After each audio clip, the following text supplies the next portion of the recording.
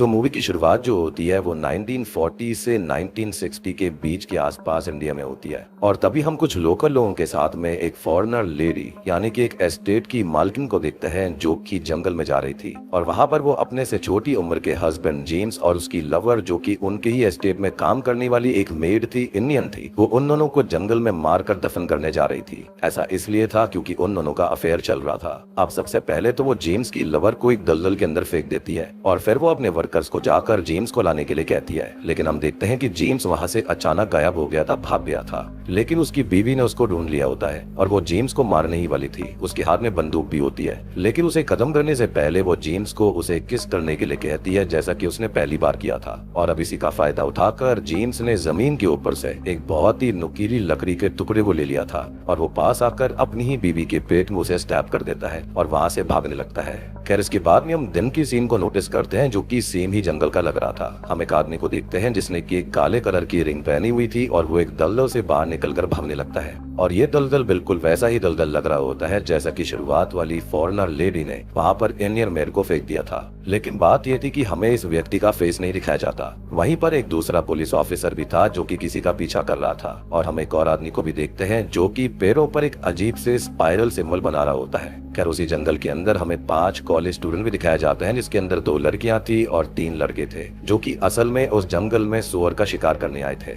अब एक लड़की के हाथ में गन होती है और वो एक जंगली सुअर का शिकार करने वाली थी, लेकिन अचानक से वो भाग जाता है कि तभी उसे अपने पीछे से किसी के भागकर आने की आवाज आती है। तो वो सोचती है कि शायद वही सुअर उन पर हमला करने आ रहा होगा, तो बिना कुछ देखे और सोचे पीछे मुड़कर उसे शूट कर देती है। और असल में उन्होंने उसी आदमी को शूट कर दिया था जो कि उस दलदल से निकलकर भागा था। और तभी अचानक से पूरा का पूरा आसमान काला हो जाता है, तेज हवा चलने लगती है और उस पुलिस ऑफिसर, वो आदमी जो कि सिंबल्स बना रहा था, और उन स्टूडेंट्स को अजीब सी आवाजें सुनाई देने लगती हैं, जैसे कि घोड़े आवाज कर रहे हों, गन शॉट की आवाज हो और बहुत सारी चिड़ियों की आवाज भी आ रही थी। खैर अचानक से ही वो पुलिस ऑफिसर देखता है कि अचानक से सब कुछ नॉर्मल हो गया था और वो जल्दी से उस जंगल से बाहर भागने लगता है कि तभी वो रोड तक पहुंच जाता है, लेकिन उसको सामने से आती हुई एक कार टक्कर मार देती है।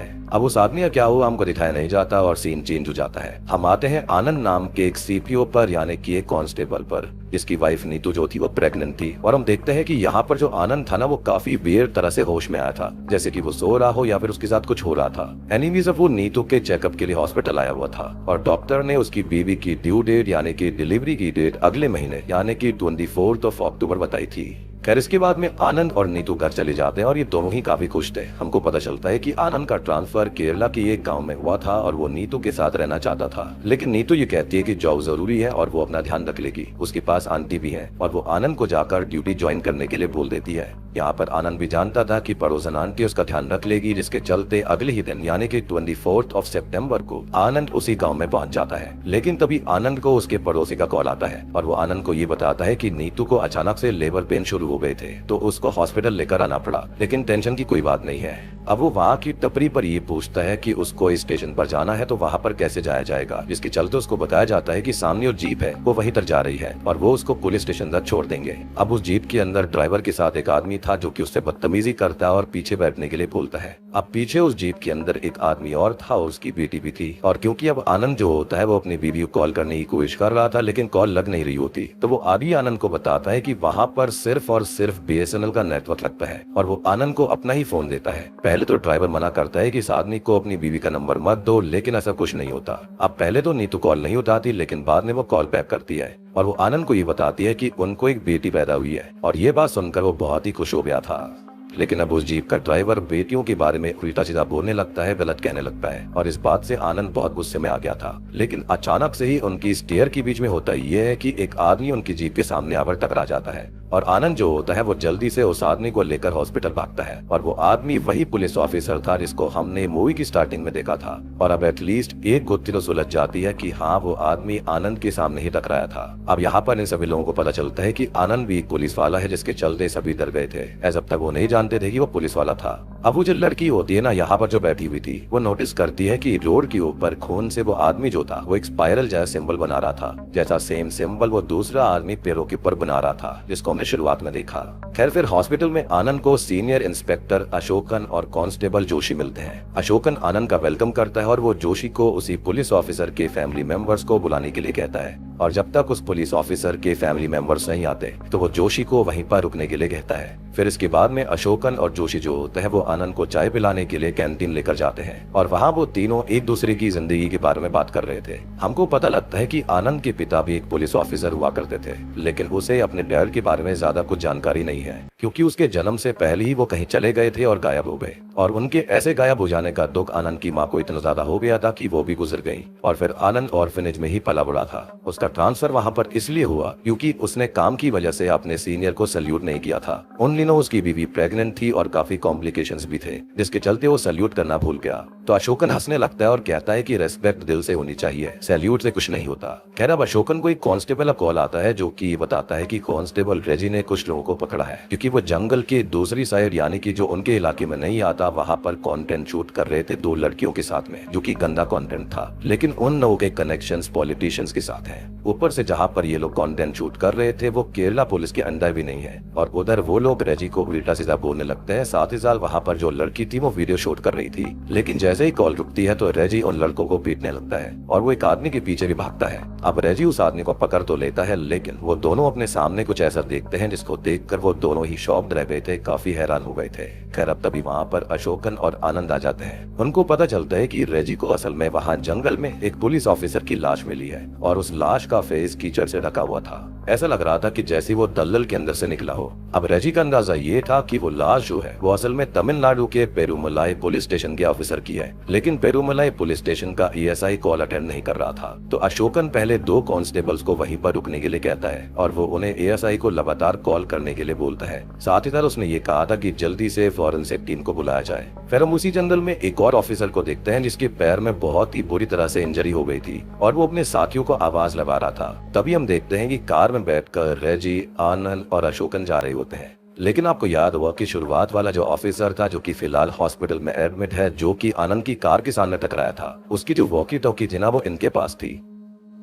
अब अचानक से वो ऑफिसर जिसके पैर में इंजरी थी, उसकी किस्मत अच्छी होती है कि उसके पास एक रेडियो था, और उसकी हेल्प से वो अशोकन की कार के अंदर रखे हुए उसी रेडियो से कनेक्ट हो जाता है। वो ऑफिसर अपना नाम स्टीफन बताता है। वो बोलता है कि वो पेरुमलाई पुलिस स्टेशन में इंस्पेक्टर है, और वो उस जंगल में अपनी टीम के साथ आया था कुछ क्रिमिनल्स को पकड़ने के लिए, जो कि उनसे बचकर उस जंगल में छुप गए थे, और अब उसकी बाकी टीम भी मिसिंग है, और ऊपर से उसका पैर बहुत ही बुरी तरह से घायल हो गया है, वो उठ नहीं सकता। लेकिन अशोकन कहता है कि वो इलाका उनके अंदर नहीं आता और वो जंगल के अंदर नहीं आ सकते। फिर स्टीफन जो होता है वो रिक्वेस्ट करने लगता है कि आज उसकी बीवी की डिलीवरी है और वो अपने बच्चे को देखे बिना नहीं खत्म होना चाहता। और ये बात सुनकर आनंद अशोकन को कहता है कि उन्हें स्टीफन की हेल्प करनी चाहिए, लेकिन रजी कहता है कि वो जंगल बहुत खतरनाक है। लेकिन आनंद और अशोकन स्टीफन को बचाने के लिए तैयार थे, क्योंकि जब तक वो पेरुमलाई स्टेशन के एएसआई को कांटेक्ट करते, जब तक फॉर्मेलिटीज होती, तब तक ये पुलिस ऑफिसर जिंदा नहीं बचता। अब हमको कहानी दिखाई जाती है स्टीफन और उसकी टीम की, जो कि उस जंगल में कैसे पहुंचे थे। असल में स्टीफन अपनी टीम के साथ एक बस में 4 क्रिमिनल्स को लेकर दूसरी जेल में जा रहा था, लेकिन रास्ते में वो क्रिमिनल्स जो होते हैं वो एक पुलिस ऑफिसर की गन छीन लेते हैं और गन पॉइंट पर वहां से भाग जाते हैं। उन क्रिमिनल्स से एक पुलिस ऑफिसर को गोली भी मारी थी। अब स्टीफन के साथ पीटर, मुथुवेल, मुनिस्वामी और सेल्वम जो होते हैं वो जंगल के अंदर उन चारों को पकड़ने जाते हैं, लेकिन वो क्रिमिनल सेल्वम को एक बेल यानी कि पाइन की मदद से उसका गला घोट कर उसे मार डालते हैं, और फिर वो उसको वहीं पर लटका देते हैं। दूसरी ओर मुथुवेल स्टीफन के साथ था, और मुथुवेल को डर लग रहा था, क्योंकि उस जंगल के बारे में बहुत सारी कहानियां सुनी थी, और लोगों का कहना था कि उस जंगल में एक मंदिर है और वहां पर बहुत सालों पहले इंसानी बलि दी जाती थी। लेकिन जब से वहां पर इंसानी बलि देना बंद करी गई है, तो लोगों का मानना है कि उस जंगल की जमीन पर खून नहीं गिरना चाहिए और न ही वहां पर जोर से आवाज करनी चाहिए। और मुथुवेल ने मंदिर की बात करी ही थी कि तभी वो दोनों उस मंदिर यानी कि उस प्रतिमा तक पहुंच जाते हैं, जहाँ पर एक बहुत बड़ी मूर्ति थी जिसका फेस जो था वो बिल्कुल कौवे जैसा था और बॉडी एक इंसान की होती है। वो शायद किसी तरह की डिएटी थी, यानी कि उस जगह पर पूजे जाने वाली एक लोकल सुपरनैचुरल बीइंग, जैसे कि कांतारा मूवी के अंदर पंजोली देव को पूजा जाता था, बिल्कुल सेम तरह से ये डिएटी होती है। लेकिन स्टीफन जो होता है वो मुथुवेल से ये कहता है कि ये सारी कहानियां हैं और ऐसा कुछ नहीं होता। लोग यहाँ पर क्या क्या बोलते रहते हैं। और वो मुथुवेल को अलग अलग होकर उन क्रिमिनल्स को पकड़ने के लिए कहता है, लेकिन ये आइडिया बिल्कुल अच्छा नहीं था। मुथुवेल काफी डरपोक था, कमजोर था, और तभी उसके पीछे से 2 क्रिमिनल्स आकर उसको पकड़ लेते हैं और उसको खत्म करने की कोशिश करते हैं। लेकिन स्टीफन उसकी आवाज सुनकर जल्दी से जाकर मुथुवेल को बचाता है और स्टीफन उन क्रिमिनल्स को सरेंडर करने के लिए कहता है। लेकिन जब वो सरेंडर नहीं करते तो स्टीफन एक क्रिमिनल के शोल्डर पे शूट कर देता है। अब जैसे ही उस क्रिमिनल के शोल्डर से खून निकलता है, गन की आवाज होती है और ये खून जमीन पर लगता है, तो अचानक फिर से आसमान काला हो गया था और बिल्कुल सेम आवाजें आ रही थी जैसे कि शुरुआत में उन सबको आई थी। और तभी अचानक से स्टीफन देखता है कि सब कुछ नॉर्मल हो गया था, लेकिन अब ना वहाँ पर मुथुवेल था और ना वो 2 क्रिमिनल्स थे। और मुथुवेल को ढूंढने के लिए स्टीफन जो होता है वो जंगल के सामने बनी हुई स्टैचू से राइट साइड भागने लगता है और अचानक से वो किसी चीज से टकरा जाता है और नीचे गिर पड़ता है। और ऐसे ही स्टीफन के लेग में इंजरी आई थी और इसके बाद ही उसने अशोकन से और आनंद से कांटेक्ट किया था। अब आनंद, अशोकन और रेजी को दिखाया जाता है जो कि स्टीफन को ढूंढने के लिए जंगल में काफी अंदर तक आ गए थे। वहाँ पर बारिश भी हो रही थी। यहाँ पर अशोकन आनंद को जंगल के बारे में कहानियां सुनाता है, बोलता है कि इससे पहले भी उस जंगल में बहुत से लोग गायब हुए हैं और सबसे पहला केस यहाँ पर उसके अंदाजे में और लोकल लोगों के हिसाब से 1940s और 1960 में आया था, जहाँ पर एक पोर्तुगल लेडी के एस्टेट में काम करने वाली एक लड़की गायब हो गई थी और लोगों का ये कहना था कि उस लड़की का अफेयर उस एस्टेट की मालकिन के हस्बैंड के साथ था और एस्टेट की मालकिन और उसका हस्बैंड दोनों ही पोर्तुगीज थे। यहाँ पर अशोकन उनकी बात कर रहा था जिनको हमने मूवी की शुरुआत में देखा था और हम जानते हैं कि उस लेडी ने वाकई में ये किया था, ये कोई कहानी नहीं थी। खैर, अशोकन बोलता है कि लोगों का ये कहना है कि उस पोर्तुगीज औरत ने अपने हस्बैंड और उसकी लवर को उसी जंगल में लाकर खत्म कर दिया था। और फिर जब अशोकन ने यहाँ पर चार्ज लिया था तो सेम उसी जगह पर एक आदमी की लाश मिली थी जहाँ पर उस पुलिस ऑफिसर की लाश मिली, लेकिन खास बात ये थी कि उस आदमी का सर नहीं था और लोगों का ये कहना है कि वो लाश उसी पोर्तुगीज लेडी के हस्बैंड की थी। लेकिन वियर्ड बात ये थी कि वो जो लाश थी वो कुछ दिन पहले ही खत्म हुई थी, यानी कि जब उसने चार्ज लिया था उस वक्त जो लाश थी वो काफी ताजी थी। तो 80 साल पहले की जो लाश थी वो यहाँ पर इस तरह की तो नहीं होगी, वो कंकाल बननी चाहिए थी। लेकिन एक और वियर बात ये थी कि कुछ ही टाइम बाद उनको वहाँ पर एक खोपड़ी भी मिली थी और वो जो खोपड़ी थी वो पूरी तरह से कंकाल बन चुकी थी और लोगों का ये मानना था कि ये उसी फॉरेनर का सर है, उसी ही खोपड़ी है। लेकिन ये बिल्कुल हो ही नहीं सकता, यानी कि ये पॉसिबल ही नहीं है कि ऐसा कैसे हो जाएगा, यानी कि लाश ताजी थी लेकिन खोपड़ी कंकाल बन गई थी। तो इसलिए अशोकन इन कहानियों पर बिल्कुल भी विश्वास नहीं रखता था। खैर, अब ये तीनों भी उसी मंदिर तक पहुंच हुए थे, उस स्टैचू तक आ गए थे। स्टीफन उन्हें रेडियो पर कांटेक्ट करता है और उनको बताता है कि वो उस मंदिर के पास वाले ही पेड़ के पास बैठा हुआ है और वो पेड़ वहाँ के पेड़ों में सबसे बड़ा है और उसकी ढेर सारी बेलें भी हैं और उसने वहाँ से राइट लिया था। खैर, फिर वो तीनों उसी पेड़ को ढूंढने लगता है, राइट लेते हैं कि इतने में ये अशोकन के पास में पेरूमलाई के एएसआई का कॉल आता है। वो अशोकन को बताता है कि उनके स्टेशन में जॉर्ज नाम का कोई भी इंस्पेक्टर नहीं है और जब एएसआई अशोकन से पूछता है कि वो कहाँ पर है तो अशोकन उसे उस मंदिर और जंगल के बारे में बताता है। तो जब पेरूमलाई का एएसआई ये सुनता है तो उसके चेहरे का रंग उड़ जाता है। वो उन तीनों को वहाँ से जल्दी निकलने के लिए कहता है क्योंकि उस जंगल में कोई भी इंसान नहीं जाता और फिर एएसआई कॉल रख देता है क्योंकि वो खुद एक जातिवाद वाले केस पर काम कर रहा था। अब रेजी जो होता है वो ये कहता है कि उनको यहाँ से निकल जाना चाहिए, लेकिन आनंद का ये कहना था कि स्टीफन से फिर से बात करनी चाहिए। अब अशोकन फिर से स्टीफन से संपर्क करता है और वो स्टीफन से पूछता है कि वो सच में है कौन, लेकिन वो यही बात बोले जा रहा था कि वो पेरूमलाई का इंस्पेक्टर है, लेकिन उनको कुछ भी समझ में नहीं आता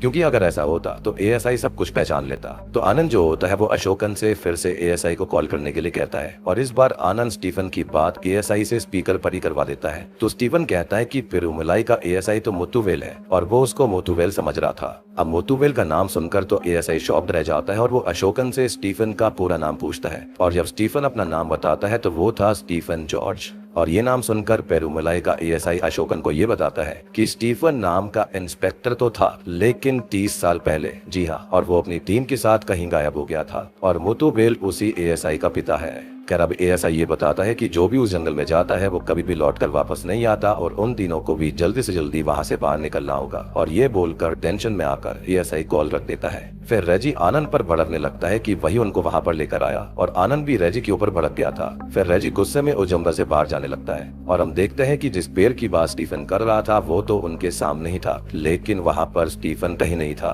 और तभी स्टीफन उनको बताता है कि असल में जिस चीज से वो टकरा कर नीचे गिरा था वो एक लाश थी, वो भी एक पुलिस वाले की, जो कि केरला पुलिस से था और उसकी नेम प्लेट पर अशोकन लिखा हुआ था। ये बात सुनकर तो उन तीनों के होश उड़ गए थे, यानी कि यहाँ पर मिस्ट्री बहुत ही खतरनाक थी।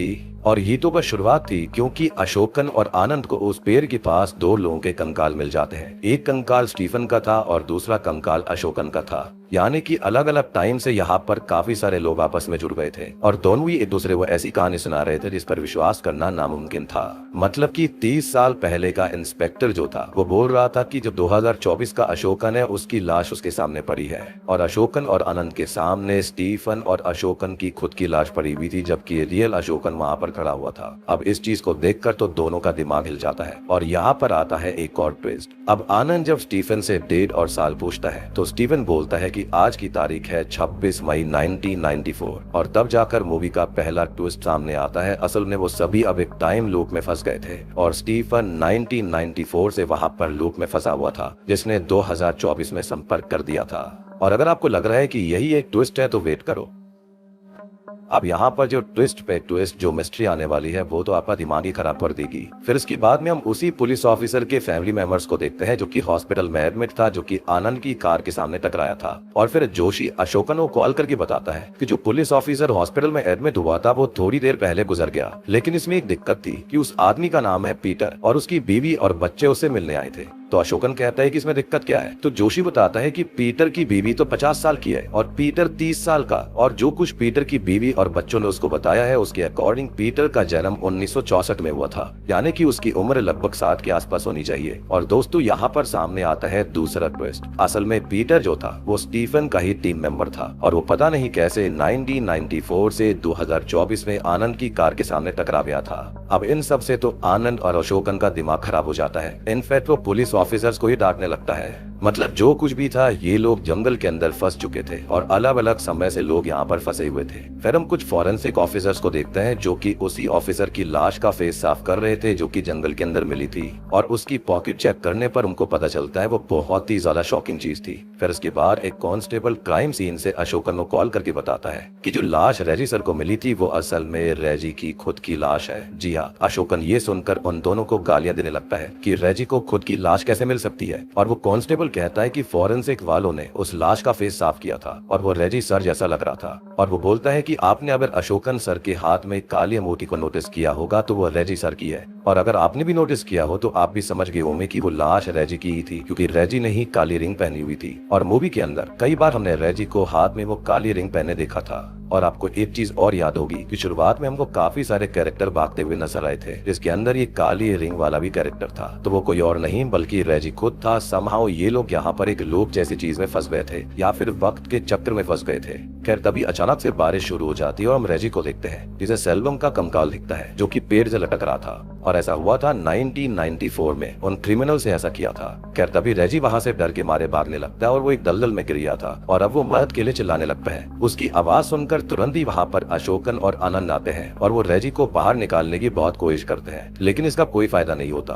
कि तभी अचानक से अशोकन के हाथ में चोट लग गई थी और उस चोट से निकलकर एक खून की बूंद जमीन पर गिर पड़ती है, या फिर ये कहें कि जड़ पर गिर पड़ती है। और तभी फिर से सेम चीज होती है, काला आसमान होता है, अजीब और तेज आवाजें आती हैं। तभी अशोकन अपनी गन निकालकर हवा में शूट कर देता है और बस अचानक से आनंद खुद को जंगल के किसी दूसरी जगह पर पाता है और अब वहां पर रात थी और कोई लेडी आनंद की तरफ आ रही होती है और वो लेडी वही पोर्तुगीज लेडी थी, यानी कि वही 1940 से 1960 के आसपास वाली। और आनंद जब पीछे मुड़ता है तो उसके पीछे जेम्स होता है जिसका सर नहीं था, और तभी हम देखते हैं कि वो पोर्तुगीज लेडी आनंद से पूछते है कि वो कौन है। वो अचानक से उस पर शूट कर देती है और वो जो सर कटी लाश थी जेम्स की, वहां से खून जो होता है वो जमीन पर गिर पड़ता है और अचानक से आनंद होश में आ गया था और अब वो खुद को सेम उसी जगह देखता है जहाँ पर वो दलदल था, लेकिन ना तो वहाँ पर अशोकन था और ना ही दलदल के अंदर रेजी होता है, लेकिन वही एक पेड़ के पीछे एक छोटी लड़की रो रही थी। और जब आनंद उसके पास जाता है तो वो उसको बताती है कि उसका छोटा भाई जंगल में कहीं खो गया है, तो आनंद उसे वहीं पर रुकने के लिए बोलता है और वो उस लड़की के भाई को ढूंढने लगता है, लेकिन उसे वहाँ पर अशोकन की लाश मिलती है जो कि वहीं पर पेड़ के पास थी।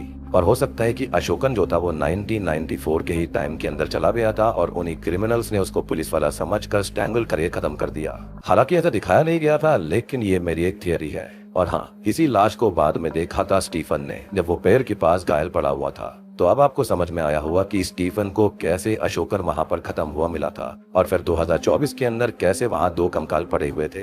खैर अब अचानक से एक क्रिमिनल आनंद के ऊपर हमला कर देता है तो आनंद उस छोटी लड़की को वहां से भाग जाने के लिए बोलता है और फिर वो खुद को किसी तरह से आजाद करके वहां से भागता है। उधर बाकी के क्रिमिनल्स पीटर को पकड़कर उसे भी स्ट्रैंगल करने लगते हैं और आनंद ये सब दूर से देख रहा था और उसको समझ में नहीं आ रहा था कि वो क्या करे, कि क्या ये सच भी है या फिर नहीं। फिर आनंद वहां से भागता है और उस मंदिर के पास आनंद को स्टीफन मिलता है और वो स्टीफन को बताता है कि वो एक पुलिस ऑफिसर है। फिर आनंद स्टीफन से डेट और साल पूछता है तो स्टीफन बताता है कि कैसी अजीब बात है, आज है 26 मई 1994। ये सुनकर आनंद समझ जाता है कि वहाँ पर कुछ तो अजीब था और वो आ चुका था 1994 में। अब यहाँ पर चमगादड़ स्टीफन के ऊपर पोटी कर देते हैं और फिर तभी उन दोनों को मुत्तुवेल के चिल्लाने की आवाज आती है और फिर जल्दी से स्टीफन जाकर मुत्तुवेल को बचाता है। ये वही सीन था जो कि हमने पहले भी देख रखा था। अब यहाँ पर स्टीफन फिर से पहले की तरह एक क्रिमिनल को कंधे पर शूट करता है और जैसे ही उस क्रिमिनल का खून जमीन पर गिरता है फिर से सेम इवेंट्स होने लगते हैं। गन फायर हुआ था और खून गिरा था तो अचानक से आनंद फिर से कहीं और चला जाता है और इस बार आनंद उसी अजीब आदमी को देखता है जो कि पैरों पर अजीब से स्पाइरल सिंबल बना रहा था और वो उस मंदिर के पास भी सेम सिंबल को बना रहा होता है। अब फिर आनंद उस आदमी को छुपकर देखने लगता है और वहीं मंदिर के पास पीटर भी छुपा हुआ था, लेकिन तभी वो अजीब सा आदमी आनंद को देख लेता है, लेकिन वो डरता नहीं है। अचानक से ही उन्हें गन शॉट की आवाज सुनाई देती है जो कि उन्हीं स्टूडेंट से चलाई थी और इसका मतलब ये था कि रेजी अब मारा गया था।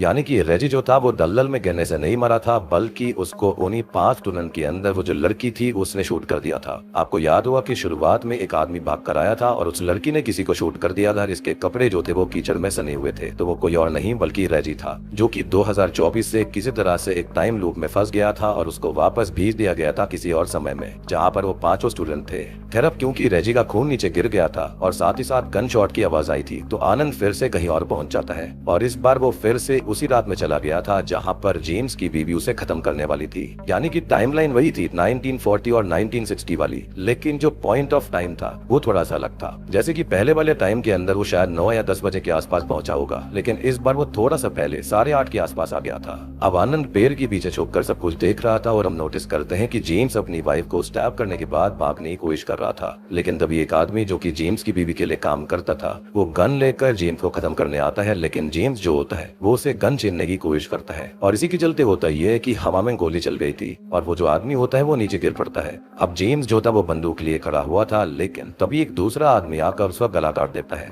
जिससे होता यह है कि यहाँ पर खून फिर से जमीन पर गिर गया था और गन शॉट की आवाज आई थी। तो आनंद अब फिर से किसी और टाइम में चला जाता है और इस बार वो अजीब सा आदमी उसके सामने खड़ा हुआ था जो कि पैरों के ऊपर मंदिर के ऊपर स्पाइरल बना रहा था और अब हमको पता चलेगा कि असल में वहाँ पर हो क्या रहा है। तो दोस्तों अब यहाँ पर खोलते हैं इस मूवी के असली पत्ते।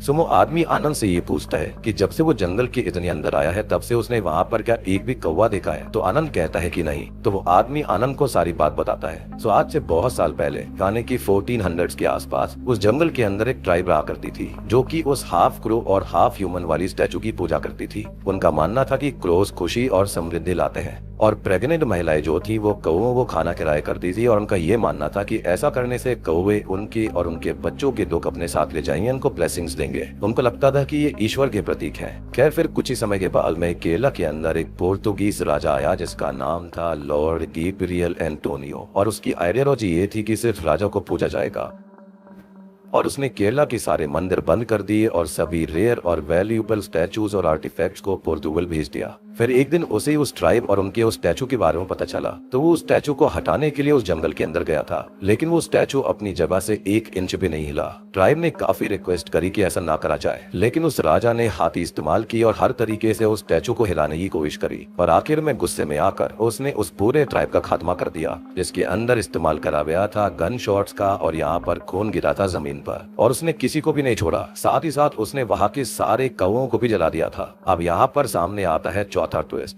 अब वो आदमी आनंद को बताता है कि वो स्टैचू जो कि खुशी और समृद्धि देता था उस स्टैचू के पास समय का पूरा कंट्रोल भी था और उस राजा ने जो खून और जमीन पर बहाया था उस वजह से वो खुशी और समृद्धि देने वाले शांत स्टैचू की जगह क्रोधित और क्रूर बन गया और उसने उस राजा और उसके सोल्जर्स को अपने समय के जाल में फंसा दिया। उस राजा को उस स्टैचू तक पहुंचने में खाली 1 घंटा लगा था, लेकिन जब वो वहां से वापस जा रहा था तो वो कभी जंगल से बाहर नहीं निकल पाया और ऐसे ही दिन बीतते गए, महीने बीते, साल बीते, लेकिन वो कभी कभी जंगल से बाहर नहीं निकल पाए और आज भी वो राजा यहीं पर जंगल के अंदर भटक रहा है अपने सफेद घोड़े पर अपनी सेना के साथ में। वो आदमी बताता है कि जब जब इस धरती पर खून गिरेगा, साथ साथ गन शॉट्स की आवाज होगी, तब तब समय अपना खेल खेलेगा, वक्त बदल जाएगा। और जब जब उस धरती पर खून गिरेगा, तब वो स्टैचू लोगों को सेम उस टाइम में टेलीपोर्ट कर देगी जब कहीं पर भी खून धरती पर गिरा हो। एग्जाम्पल के लिए जैसे आनंद पहले 1994 में ट्रांसपोर्ट हो गया था जब उसे स्टीफन मिला था और स्टीफन ने उस क्रिमिनल को गोली मारी थी। तो यहाँ पर कुल मिलाकर बात यह है कि जैसे ही खून गिरेगा और गन शॉट की आवाज आएगी, वैसे ही यहाँ पर समय बदल जाएगा। और एक ध्यान देने वाली बात यह है कि जब भी गोली चलेगी और जमीन पर खून बहेगा, तब जो भी इंसान उस जंगल के अंदर होगा, वो हर एक इंसान उस लूप के अंदर फंस जाएगा। और अभी तक हमने यहाँ पर 4 समय देख लिए हैं। पहला तो था 1940 से 1960 का समय, उसके बाद में 1994 की 2 टाइमलाइन है और 1994 के 2 समय है। पहले जिसके अंदर रेजी पर वो स्टूडेंट शूट करते हैं और दूसरा जिसके अंदर स्टीफन ने उस क्रिमिनल पर शूट किया था। तो इसका मतलब यह है कर्ज तो शुरू हुआ था राजा से और दूसरा लूप तब बना जब जेम्स और वो आदमी गन शॉट के लिए आवाज कर रहे थे और फिर वो दूसरे आदमी ने आके जेम्स का सर काट दिया था। तो खून और गन शॉट की आवाज से दूसरा लूप यहाँ पर बन गया। और अब बात करते हैं 1994 के लूप के बारे में। तो स्टीफन जो था उसने एक क्रिमिनल को गोली मार दी थी और खून जमीन पर गिर गया था, तब एक और लूप बन गया। बात करें उन 5 बच्चों के बारे में जहाँ पर 2 लड़कियां थी और 3 लड़के थे जो कि जंगल में शिकार करने आए थे। वो लूप में तब फंसे होंगे जब उन्होंने रेजी को गोली मारी थी। अब आप ये सोच रहे होंगे कि रेजी वहाँ पर कैसे पहुंचा। तो 2024 के अंदर जब रेजी दलदल के अंदर गिर गया था, तो वहाँ पर अशोकन का खून जमीन पर गिरा और साथ ही साथ उसने गोली चला दी थी। इसके चलते ही एक और लूप क्रिएट हो गया था, जिसके चलते वो टाइमलाइन के अंदर शिफ्ट हो गए। तो सिंपल सी बात है कि यहाँ पर एक लीनियर टाइमलाइन चल रही है, लेकिन बस यहाँ पर अलग अलग वक्त चल रहा है। जैसे कि एक राजा वाला समय होगा, एक 1940s वाला समय होगा जहाँ पर जेम्स और उसकी बीवी थी, एक होगा 1994 वाला समय और एक ऑब्वियस ही बात है 2024 वाला। लेकिन अगर आप ध्यान देंगे तो सारा का सारा फोकस जो मूवी का है वो है 1994 26 मई पर। यानी कि चीज ज्यादा कॉम्प्लिकेटेड नहीं है, यहाँ पर ज्यादा टाइमलाइंस भी नहीं है, एक सिंगल लीनियर टाइमलाइन चल रही है, बस यहाँ पर साल अलग अलग है और इन्हीं सालों में सारे के सारे कैरेक्टर जो है वो टेलीपोर्ट होते रहते हैं। किस लूप को एक्टिव करने में, कर्ज को एक्टिव करने में चीज लगती है, एक तो बंदूक की आवाज और खून का नीचे गिरना या बहुत तेज आवाज होगी, स्पेशली गन साउंड्स की, तभी यहाँ पर ये लूप एक्टिव होगा, तभी टाइम शिफ्ट होता है। अदरवाइज यहाँ पर कोई भी टाइम शिफ्ट नहीं होगा। आपको याद होगा कि 1994 में सेल्वम को उन क्रिमिनल्स ने हवा में लटका कर मार दिया था, उसको बेलों से लटका दिया गया था, लेकिन वहाँ पर टाइम शिफ्ट नहीं हुआ क्योंकि ना तो वहाँ पर बंदूक चली थी और ना ही खून गिरा था। तो यहाँ पर 2 मैंडेटरी चीज है, एक खून गिरना चाहिए इस शापे जमीन पर और दूसरा ये है कि गन शॉट की आवाज आनी चाहिए या फिर कोई और ऐसी आवाज जो कि बहुत तेज गूंजती हो। अब यहाँ पर हर एक गन शॉट और ब्लड के साथ में जो कैरेक्टर्स हैं वो अलग अलग पॉइंट ऑफ टाइम में शिफ्ट होते रहते हैं। बस ये हो सकता है कि कोई 1994 के दोपहर के समय में पहुंचेगा, कोई हो सकता है उससे 1 घंटे पहले पहुंचे, कोई हो सकता है कि 30 मिनट बाद पहुंचेगा, लेकिन इस तरह से ही यहाँ पर शिफ्ट होते रहते हैं। लेकिन हाँ, इस बात को बिल्कुल याद रखना कि गन शॉट और ब्लड का जमीन पर गिरना मैंडेटरी है और एक बार जब कोई व्यक्ति यहाँ पर आकर फंस गया तो वो हर बार उस इंस्टेंस में जाएगा, उस पॉइंट ऑफ टाइम में जाएगा जहाँ पर कभी भी खून बहा होगा और गन शॉट की आवाज आई होगी। एनीवेज वो आदमी आनंद को ये बताता है कि अगर उसे वो लूप तोड़ना है, यानी कि ये साइकिल तोड़नी है, तो उसे वो इवेंट होने से रोकना होगा जिसकी वजह से ये सब शुरू हुआ था। वो जो आकृति है वो आक्रामक हुई थी। अब आनंद उस आदमी से ये पूछता है कि आखिर वो है कौन और उसको इतना कुछ कैसे पता है। तो आदमी कहता है कि वो वही इंसान है जिसकी वजह से ये सब शुरू हुआ था और उसने ही राजा को उस ट्राइब के बारे में बताया था। वो था एक जासूस। खैर फिर इसके बाद आनंद वहां से चला जाता है और तभी बारिश शुरू हो गई थी। खैर तभी बारिश शुरू हो जाती है और वो 2024 के ही लूप में आ चुका था, यानी कि वो दूसरा आदमी जो था वो भी 2024 में ही था। आनंद को अब रेजी की आवाज सुनाई देती है जब वो दलदल के अंदर फंसा हुआ था। वो उसको बचाने भी जाता है, लेकिन तभी वहाँ पर वो पेड़ की पीछे छुपकर उसको देखने लगता है और शॉकिंगली यहाँ पर रेजी ने उसको देख लिया था। और जब रेजी और आनंद जो होते हैं वो आनंद और अशोकन को ही वहाँ से आते देखते हैं उसको बचाने के लिए, जैसा कि इनिशियली हुआ था 2024 में जब ये सब कुछ शुरू हुआ। तो यहाँ पर वो देखकर शॉक्ड रह गए थे कि आखिरकार यहाँ पर दो आनंद कैसे थे। असल में यहाँ पर टाइम ओवरलैप कर रहा था, यानी कि टाइम लूप जो था वो ओवरलैप कर रहा था। और मैंने आपको पहले ही बताया था कि यहाँ पर किसी भी वक्त पर कोई भी कैरेक्टर जा सकता है। हो सकता है कि वो 1 घंटे पहले पहुंचेगा या फिर 1 घंटे बाद पहुंचेगा। आई नो थोड़ा सा कॉम्प्लिकेटेड हो रहा होगा, लेकिन ध्यान से समझने की कोशिश करो। कोई भी कैरेक्टर किसी भी टाइम के अंदर शिफ्ट हो सकता है, लेकिन वो वहाँ पर सेम चीजें होते देखेगा। बस यही हो सकता है कि वो 10-20 मिनट पहले पहुंचा होगा या फिर 10-20 मिनट बाद पहुंचा होगा। खैर अब यहाँ पर जो कुछ पहले हुआ था वही होता है। अशोकन की चोट से खून की बूंद नीचे गिरती है और टाइमलाइन फिर से शिफ्ट होती है क्योंकि उसने फिर से गन चला दी थी। अब आनंद फिर से वही 1940s और 1960s वाली टाइमलाइन में चला गया था और वो बहुत ही ज्यादा गुस्से में था। लेकिन तभी उसको एक बात याद आती है कि उस आदमी ने कहा था कि जब जब जमीन पर खून गिरेगा और गन शॉट की आवाज होगी वो स्टैचू उसे वक्त के भंवर में फेंक देगी, यानी कि किसी और वक्त में शिफ्ट कर देगी। और ये लूप उन स्पेसिफिक टाइमलाइंस में कंटिन्यूसली प्ले होता रहेगा जिन टाइमलाइंस के अंदर उस जमीन पर खून गिरा होगा, गन शॉट की आवाज हुई होगी। लेकिन आनंद ये सोचता है कि अगर वो लूप स्टार्ट होने से पहले ही उसको रोक दे तो क्या होगा, और अगर वो किसी का खून नीचे जमीन पर गिरने ही ना दे तो, और ना ही गन शॉट की आवाज हो तो क्या होगा। और बस अब तभी आनंद जो होता है उसके पास में गन तो नहीं थी लेकिन चिल्लाने का रास्ता तो था, उसका मुंह तो था। तभी वो एक शार्प स्टिक से यानी कि लकड़ी की स्टिक से अपने हाथ पर कट लगाता है और खून गिराता है जमीन पर और बहुत तेज चिल्लाता है। इसके बाद में वो 1994 वाली टाइमलाइन में चला गया था। इसका मतलब साफ था, या तो गन की आवाज हो या चिल्लाने की आवाज हो, यानी कि आवाज बहुत तेज होनी चाहिए, साथ ही साथ जमीन पर खून गिरना चाहिए, तभी टाइम शिफ्ट होता है। अब 1994 वाले टाइमलाइन के अंदर हम रेजी को भी देखते हैं जो कि तब टेलीपोर्ट हुआ था जब अशोकन का खून जमीन पर गिरने से लूप शुरू हुआ और गन की आवाज भी हुई थी।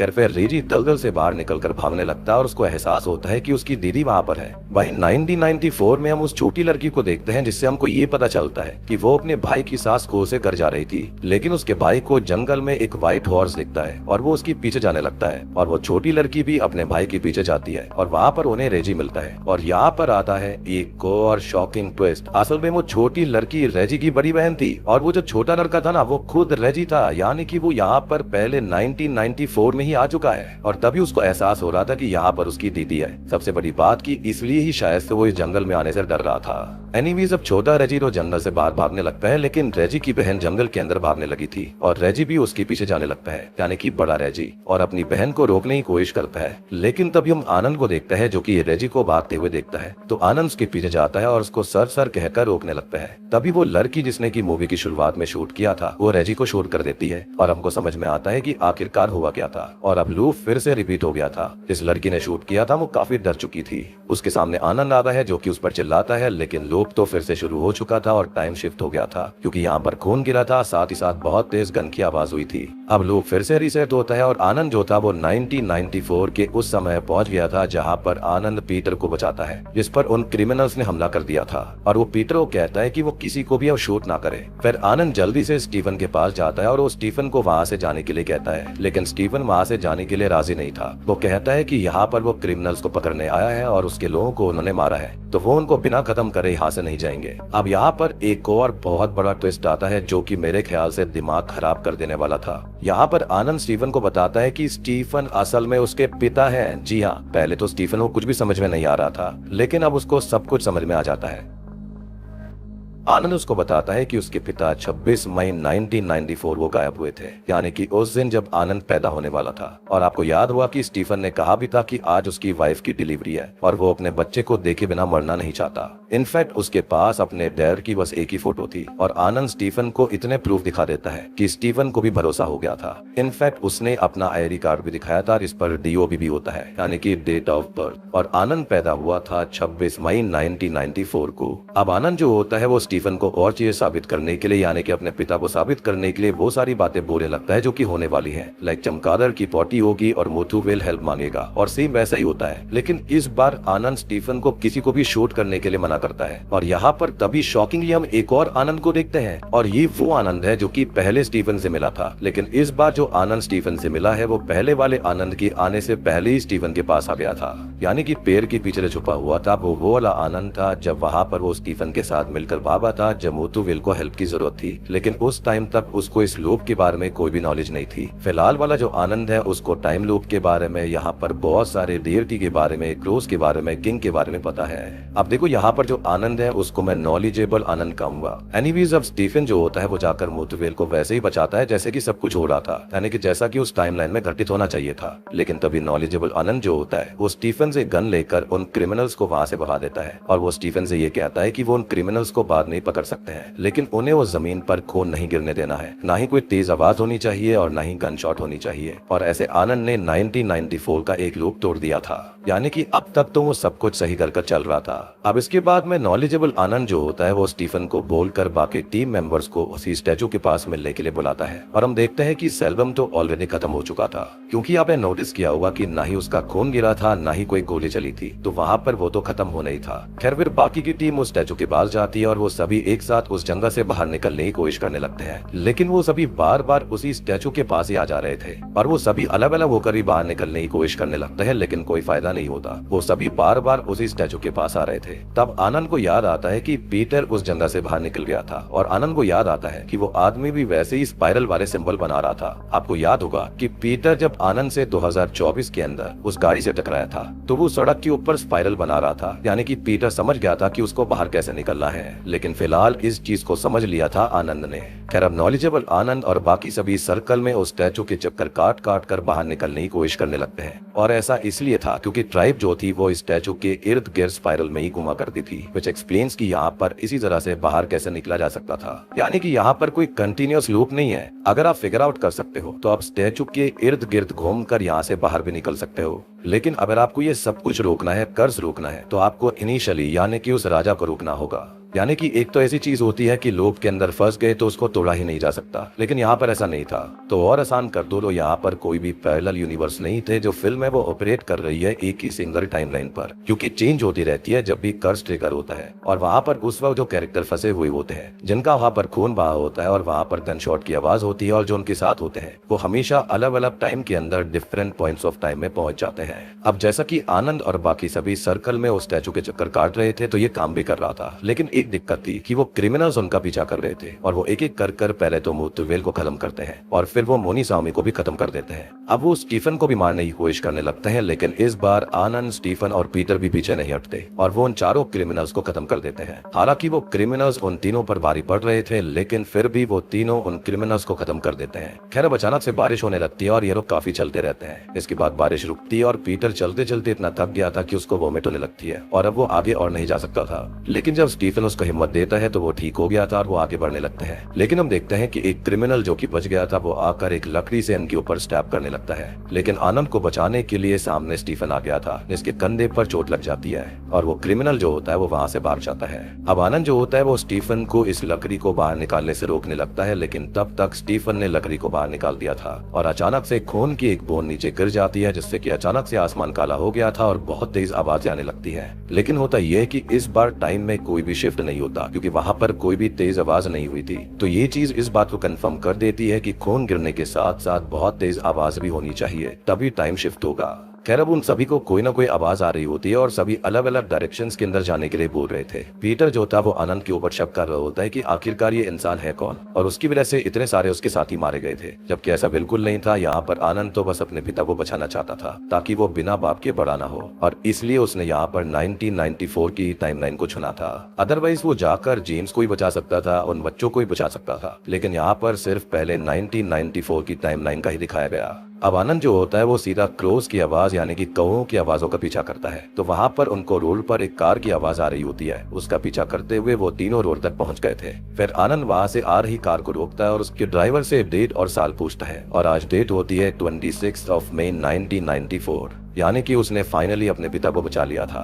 फिर आनंद जो होता है वो स्टीफन और पीटर वो कार में बैठाकर वहां से भेज देता है, लेकिन जाने से पहले वो स्टीफन से कहता है कि अब वो जाकर अपने बेटे को देख सकता है, क्योंकि बिना बाप के बड़ा होना बहुत मुश्किल था। अब देखो 2024 के अंदर हमने पीटर को ट्रांसपोर्ट होते देखा था, लेकिन वहां पर वो जिंदा नहीं बच पाया, लेकिन इस बार 1994 के अंदर वो जिंदा था। और देखो यहाँ पर जितने भी कैरेक्टर के साथ में जो कुछ हुआ था वो सब कुछ होना बिल्कुल निर्धारित है, लेकिन एंड में जो ट्विस्ट आएगा उससे तो आपकी रूह कांप जाएगी। एनीवेज इसके बाद में आनंद वापस जंगल में जाता है और जाकर वो स्टैचू के आगे खड़ा हो गया था। उसको समझ में नहीं आता कि वो क्या करे, क्योंकि वो 1994 से बिलोंग नहीं करता, और अब उसको आइडिया आता है कि वो गन से खुद को ही शूट कर लेता है, जिसके चलते गन की आवाज भी हुई थी और उसका खून नीचे भी गिरा था और ये गन उसने स्टीफन से ही ली थी। खैर अब यहाँ पर उसका लूप खत्म हो गया था और क्योंकि 1994 के अंदर स्टीफन और उसकी टीम बच गई थी तो 1994 वाली टाइमलाइन का लूप क्रिएट करने वाला कोई भी नहीं था। और अगर 1994 वाला लूप ही नहीं बनेगा तो आनंद, रेजी और अशोकन को जाकर जंगल में स्टीफन को ढूंढने की जरूरत नहीं पड़ेगी और 2024 वाली टाइमलाइन का लूप भी क्रिएट नहीं होगा। यानी कि ये लोग जो थे वो स्टीफन को ही ढूंढने तो आए थे, लेकिन जब जंगल के अंदर स्टीफन ही नहीं होगा तो यहाँ पर ये कर्ज में फंसेंगे कैसे। तो इस तरह से यहाँ पर 1994 वाला लूप और 2024 वाला लूप खत्म हो गया था। खैर अब आनंद की आंख हॉस्पिटल में 2024 में ही खुलती है, लेकिन उसको सब कुछ याद था जो भी उसके साथ हुआ। लेकिन वो खुश था क्योंकि उसके साथ उसके पिता स्टीफन थे और आनंद की माँ भी जिंदा थी और अब उनकी एक कंप्लीट फैमिली थी, उसकी बेटी हुई थी और वो पापा तो बन ही गया था।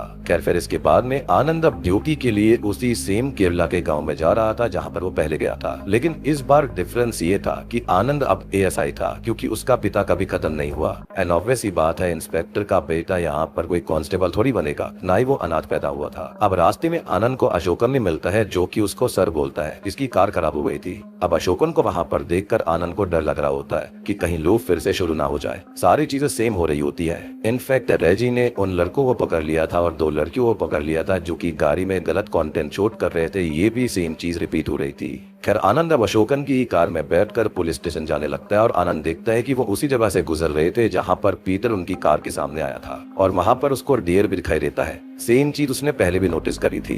खैर अब तभी हम नोटिस करते हैं कि शॉकिंगली सेम चीज होती है और आनंद के सामने कोई टकरा जाता है। अब आनंद जल्दी से कार से बाहर निकलता है, लेकिन कार के सामने पीटर नहीं था बल्कि वो लड़की थी जिसने की रेजी को शूट किया था। यानी कि उन 5 स्टूडेंट का ग्रुप था जिसके अंदर 2 लड़कियां थी और 3 लड़के थे जो कि सुअर का शिकार करने आए थे, लेकिन उस लड़की ने रेजी को शूट कर दिया था और हमको याद हुआ कि वो लूप अभी भी खत्म नहीं हुआ था। तो बेशक से हो सकता है कि आनंद ने 1994 और 2024 वाले टाइम को चेंज कर दिया था, लेकिन आनंद इन सब से बहुत ही ज्यादा डर जाता है और उसको समझ में नहीं आता कि आखिरकार ये सब फिर से क्यों हो रहा था और उसको सारी चीजें याद क्यों थी, क्योंकि उसने तो लूप तोड़ दिया था। और अब वो जल्दी से उस लड़की को कार में लेकर हॉस्पिटल जाने लगते हैं। अब आनंद उस लड़की का फोन लेता है ताकि वो उसके माता पिता को कॉल कर सके, लेकिन जब वो उसके फोन को देखता है तो उसको देखकर उसकी सांसें थम जाती हैं। और यहाँ पर आता है सबसे बड़ा और बहुत ही ज्यादा दिमाग हिला देने वाला ट्विस्ट। आनंद देखता है कि उस लड़की के फोन के वॉलपेपर पर उस लड़की के साथ आनंद खुद था जो कि बूढ़ा हो गया था।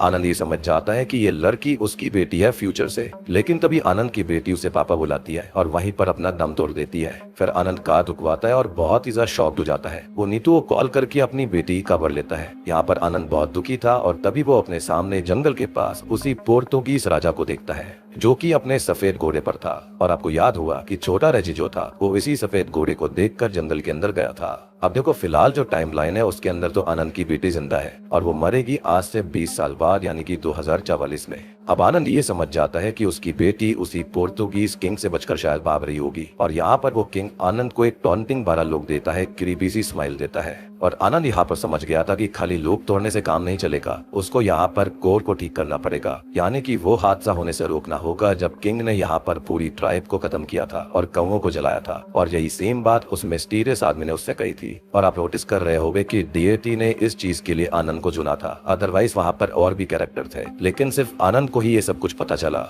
क्योंकि वो आदमी यहाँ पर जो था वो और लोगों को ये बात बता सकता था, लेकिन सिर्फ आनंद था जो कि इस चीज को ठीक कर सकता है और इस चीज को होने से रोक सकता है। इसी पोटेंशियल सीक्वल की होप में ये मूवी यहीं पर खत्म हो जाती है। तो दोस्तों ये थी संभवम अध्यायम ओनो फिल्म की कहानी। उम्मीद करता हूँ कि आपको कहानी समझ में आ गई होगी। आई नो काफी कॉम्प्लिकेटेड थी, लेकिन मैंने जितना इजी हो सके उतना इजी तरह से आपको समझाने की कोशिश करी है। सिंपल सी बात है कि पोर्तुगीज राजा था, उसने एक ट्राइब को मार दिया था। जितने भी क्रोस थे जिनको ये पूजा करते थे उन सबको भी खत्म कर दिया। उसके बाद में जो डीएटी थी वो बहुत ही आक्रामक हो गई, उसने वक्त को कंट्रोल कर लिया और तभी उस पोर्तुगीज राजा और उसकी सेना को यहीं पर ट्रैप कर दिया।